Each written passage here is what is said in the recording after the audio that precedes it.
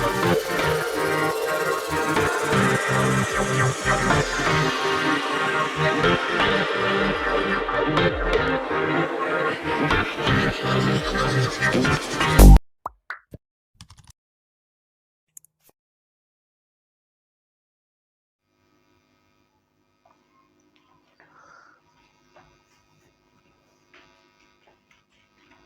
भाई, class 9th chapter चल रहा था cell the fundamental unit of life. Cell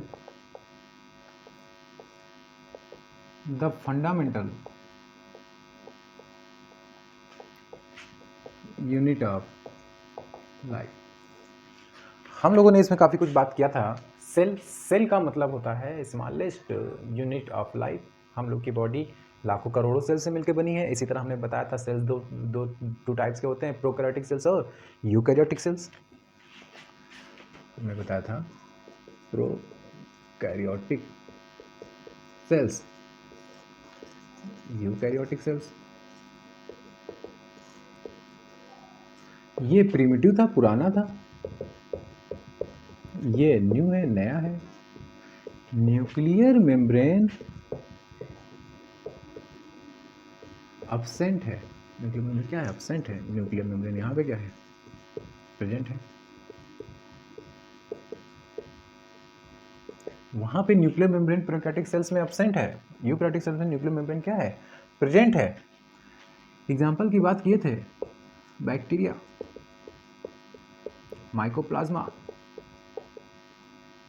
PTC, और भी होते हैं, पीपीएलओ वगैरह होता है। Animal, plant, animal cells, plant cells जो है क्या है?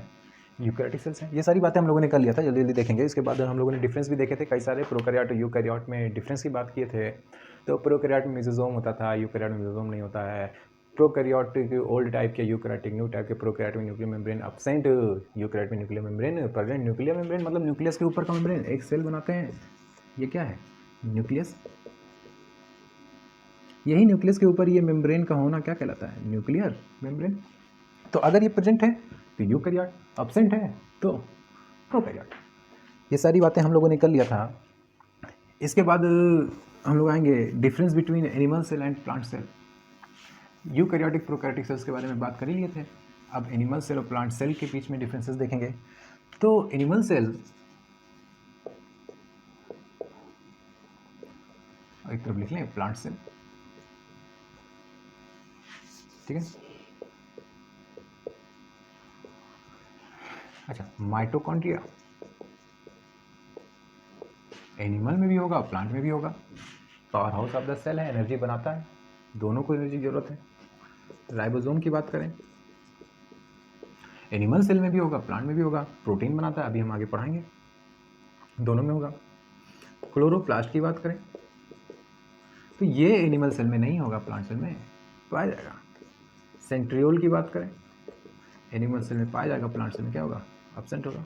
एंडोप्लाज्मिक रेटिकुलम की बात करें, दोनों में होगा। गोल्गी अपर्चर की बात करें, दोनों में होगा, ठीक है। तो ऐसे ही बहुत सारे डिफरेंसेस हैं, कितने लिखे हैं। जैसे कि बात करें हम लोग प्लास्टिड, एनिमल सेल में एब्सेंट होगा, प्लांट सेल में प्रेजेंट होगा। तो बहुत सारे डिफरेंसेस हैं एनिमल सेल और प्लांट सेल में। इतने आई थिंक सफिशिएंट डिफरेंसेस हैं। अगर क्वेश्चन आ जाता है, write down the difference between animal cell and plant cell, then you can able to write down of that answer, that question. So इसको छाप लो एज यूजुअल। फिर हम लोग एक एक सेल ऑर्गेनल्स के बारे में बात करते हैं। पॉज करो, छापो। अच्छा, अगर हम कहते हैं सेल ऑर्गेनल, अरे सर ये कौन सी बला है भाई, सेल ऑर्गेनल क्या होता है? तो वही चीज, सेल के अंदर हो गया न्यूक्लियस, ये है न्यूक्लियस, ये क्या है? सेल। सेल न्यूक्लियस के बाहर जो सेल के अंदर स्पेस होता है, इसको बोलते हैं साइटोप्लाज्म। और इसी साइटोप्लाज्म ही mitochondria, lysosome, ribosome, endoplasmic reticulum, हर जितने भी सेल ऑर्गेनल्स हैं कहाँ पे पाए जाते हैं? साइटोप्लाज्म में। तो हम लोग क्या करेंगे, एक एक सेल ऑर्गेनल्स की स्टडी करेंगे।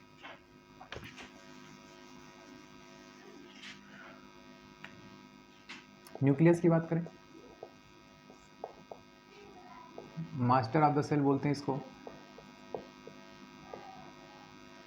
न्यूक्लियस क्या बोलेंगे? Master of the cell. क्यों? कंट्रोल रहता है इसके पास, कंट्रोल पावर इसी के पास होता है। किसको कंट्रोल करेगा? Activity of another cell organelles. Other जितने सेल ऑर्गेनल्स सेल के अंदर होते हैं उनके ऊपर कंट्रोल किसका होता है? न्यूक्लियस का। राइबोसोम को कितना प्रोटीन सिंथेसिस करना है, लाइसोसोम को कौन सा एंजाइम सिक्रेट करना है, कितना प्रोटीन बनना है, कितना आरएनए कितना नहीं बनना है, और एंडोप्लाज्मिक रेटिकुलम से कितना लिपिड्स सिंथेसाइज होना है, ये सारी चीज़ों पे कंट्रोल किसका होगा? न्यूक्लियस का। डिस्कवर किया था रॉबर्ट ब्राउन ने।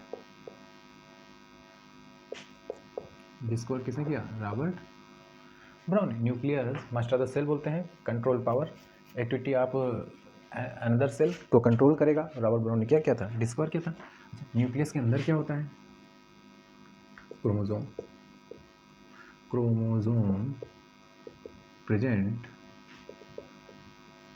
Inside the nucleus. अच्छा, न्यूक्लियर मेम्ब्रेन, न्यूक्लियर मेम्ब्रेन का मतलब न्यूक्लियस के ऊपर की कवरिंग। अगर प्रेजेंट है तो यूकैरियोट, अगर एब्सेंट है तो प्रोकैरियोट। इतनी चीज़ें क्लियर हैं। अगला सेल ऑर्गेनल हम लोग बात करेंगे mitochondria.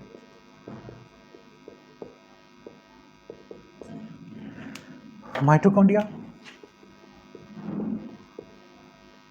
Power house of the cell बोलते हैं। एनर्जी फॉर्मेशन करेगा। एनर्जी किस फॉर्म में? एटीपी के फॉर्म में। फुल फॉर्म होता है, पूछा था, adenosine triphosphate. Adenosine triphosphate ATP के फॉर्म में एनर्जी प्रोड्यूस फॉर्म कौन करेगा? माइटोकॉन्ड्रिया। डबल मेम्ब्रेन होता है ये, ठीक है। डबल मेम्ब्रेन का मतलब माइटोकॉन्ड्रिया अगर हम बनाए तो एक मेम्ब्रेन आउटर रहेगा, एक इनर रहेगा। बीच में क्या होता है? सिस्टर्नी या क्रिस्टी। क्लियर? सरफेस एरिया को बढ़ाता है। अच्छा, नेक्स्ट सेल ऑर्गेनल्स की बात करें,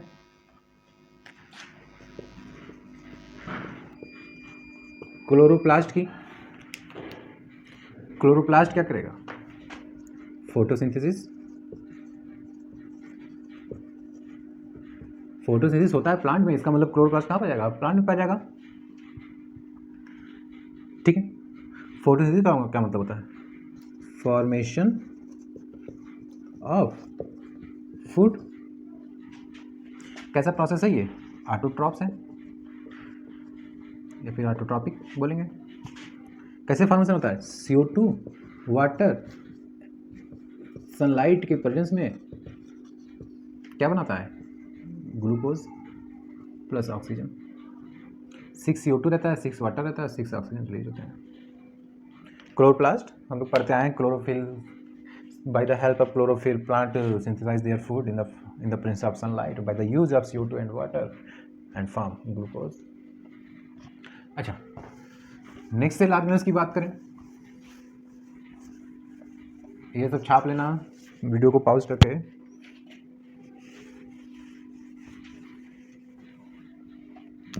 राइबोसोम 2 टाइप्स के होते हैं, 70S 80S। 70S राइबोसोम 2 सब यूनिट से मिलकर बनता है, 30 और 50। 80S भी 2 सब यूनिट से मिलकर बनता है, 40 एंड 60। 30S 50S 40S 60। काम क्या है इनका? Protein synthesis. क्या करेगा? प्रोटीन बनाएगा। नेक्स्ट सेल ऑर्गेनल्स की बात करें, एंडोप्लाज्मिक रेटिकुलम, ER से दिखाया जाता है। ये भी 2 तरह के होते हैं, smooth endoplasmic reticulum, rough endoplasmic reticulum. S for smooth, R for rough. ये endoplasmic reticulum, smooth endoplasmic reticulum क्या बनाएगा? लिपिड्स। रफ इंडोप्लाज्मिक रेटिकुलम जो है वो क्या बनाएगा? प्रोटीन। एक छोटा सा स्ट्रक्चर को हम ड्रा करके जानने की कोशिश करते हैं इधर। तो इस तरीके से होता है endoplasmic reticulum.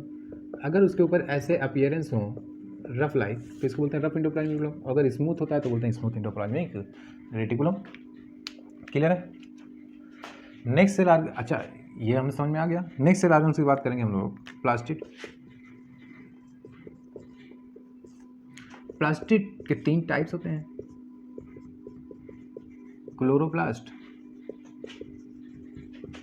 Chromoplast, leucoplast. Chloroplast photosynthesis कराएगा, क्रोमोप्लास्ट कलर प्रोवाइड कराएगा। फ्रूट को अलग अलग टाइप के फल जो होते हैं अलग अलग कलर के होते हैं, लीफ अलग कलर की होती हैं, कौन को दे रहा है? क्रोमोप्लास्ट की वजह से हो रहा है। ल्यूकोप्लास्ट स्टोर करेगा, किसको स्टोर करेगा? स्टार्च को।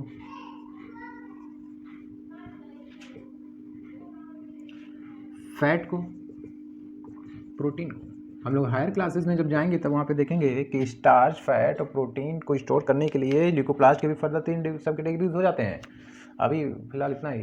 11 में जब जाएंगे तो हम देखेंगे कि इसके भी 3 सब कैटेगरीज होते हैं, एमाइलोप्लास्ट, एलेरोप्लास्ट, एयूप्लास्ट। क्लियर? तो इतने और भी सेल ऑर्गन्स होते हैं। जैसे कि हम बात करें ल्यूकोप्लास्ट की तो ल्यूकोप्लास्ट क्या, अगर हम दूसरे सेल ऑर्गन की बात करें लाइसोसोम की तो लाइसोसोम सुसाइडल बैग भी बुलाया था इसको, क्योंकि इसके अंदर डिफरेंट टाइप्स ऑफ एंजाइम्स होते हैं। वो एंजाइम्स लाइसोसोम से बाहर निकलते हैं और सेल में फैल जाएंगे और सेल का क्या हो जाएगा? डेथ हो जाएगा। सेल क्या हो जाएगा? सेल खत्म हो जाएगा। सेल को जब खुद सुसाइड करना होता है ना, लाइसोसोम क्या होगा? फट जाएगा। लाइसोसोम फटेगा, एंजाइम्स बाहर निकलेंगे, सेल को खत्म कर देंगे। ठीक है।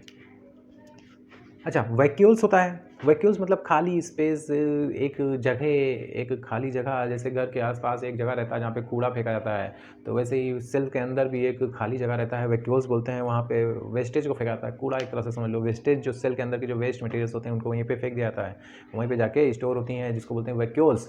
और प्लांट सेल में वैक्यूल्स जो होता है बड़ा साइज का होता है, और एनिमल सेल में स्मॉल साइज का होगा, प्लांट सेल में बड़े साइज का होगा। लार्ज साइज का वैक्यूल्स होगा। किसमें? प्लांट सेल में पूछा जाता है। Large size vacuoles present in animal cell और plant cell. Plant cell smaller size, animal cell. Book वगैरह में तो क्लियर कर बताते भी नहीं है। कभी कभी तो ये भी लिख दिया जाता है कि vacuoles are absent in animal cell. नहीं नहीं नहीं, ऐसा नहीं होता है। एनिमल सेल में भी वैक्यूल्स होते हैं, बट स्मॉलर साइज के होते हैं, बट प्लांट्स में लार्ज साइज होते हैं। तो ये चैप्टर हमने आज खत्म कर दिया बेटा। कुछ नेटवर्क का इशू चल रहा है, इस वजह से ऑनलाइन नहीं हो पा रहा है। कोशिश करेंगे ऑनलाइन जल्द से जल्द कराने की। तब तक रिकॉर्डेड वीडियो भी दे रहे हैं, सेम बात वही है। और जो भी क्लियर नहीं हो पाएगा, डाउट रहेगा, वो डिस्कस कर लेना थ्रू व्हाट्सएप और अदर सोशल मीडिया मैसेंजर्स हैं, और फ़ोन कॉल कुछ भी कैसे भी कर लेना। बाकी हमने कोशिश की है कि कोई तरह का डाउट ना रह जाए। बाकी कमेंट बॉक्स में बताना अगर कोई डाउट होगा तो, या फिर कोचिंग के ग्रुप में। और तुम लोग का होमवर्क जान लो, जो कि बहुत ज़रूरी है। तो अभी जो हमने सेल ऑर्गेनल्स पढ़ाए हैं, ये सब सेल ऑर्गेनल्स के जो डायग्राम होते हैं, जैसे क्लोरोप्लास्ट का डायग्राम, माइटोकॉन्ड्रिया का डायग्राम, एनिमल सेल का डायग्राम, प्लांट सेल का डायग्राम। तो आप लोग का होमवर्क आप लोग नोट डाउन कर लीजिए। Diagram of mitochondria, chloroplast, animal cell, plant cell. ये डायग्राम आप लोगों को करके हमको दिखाना है, व्हाट्सएप पे आप लोग हमको भेजेंगे। और ये नोट्स आप लोग कंप्लीट कर लीजिए। क्लियर? Thank you.